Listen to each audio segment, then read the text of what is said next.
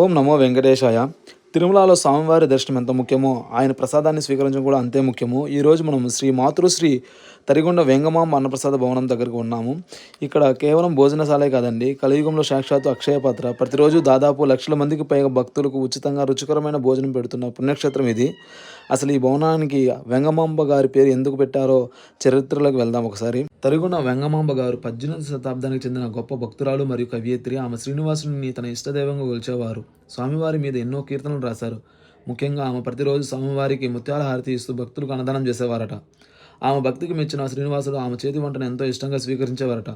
అన్నమయ్య కీర్తనకు వెంగమాంబ గారి హారతికి స్వామివారు పరవశించబోతారని చెప్పేసి ఇక్కడ చెబుతుంటారు. చేసిన అన్నదాన సేవకు గుర్తుగాని టీటీడీ వారు ఈ భారీ అన్నప్రసాద భవనానికి ఆమె పేరు పెట్టారు.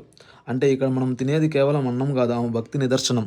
ఈ హాలు ఆసియాలోనే చాలా పెద్దది. ఒకసారి వేల మంది కూర్చొని తినొచ్చు. ఎంత రద్దీ ఉన్నా సరే ఇక్కడ వాలంటీర్స్, టీటీడీ సిబ్బంది చాలా ఓపికగా మర్యాదగా వడ్డిస్తారట. క్లీనింగ్ కూడా చాలా ఫాస్ట్గా జరుగుతుంది. ఆ శుభ్రత చూస్తానే మనసు నిండిపోతుంది. ఇక అసలైన ఘట్టం అన్నప్రసాదం. ఈ రోజు మెనూ చూడండి ఎంత గ్రాండ్గా ఉందో. వేడి వేడి వడ, దానికి కాంబినేషన్గా కొబ్బరి పచ్చడి, బీట్రూట్ ఫ్రై మరియు సాంబారు, వెంగమాంబ గారికి ఇష్టమైన బెల్లమన్నము, చివరికి రసము, మజ్జిగ. ఎంత అద్భుతం అండి. ఇక్కడ నీళ్లు కూడా చాలా ప్యూర్ అండ్ ఫిల్టర్ చేసి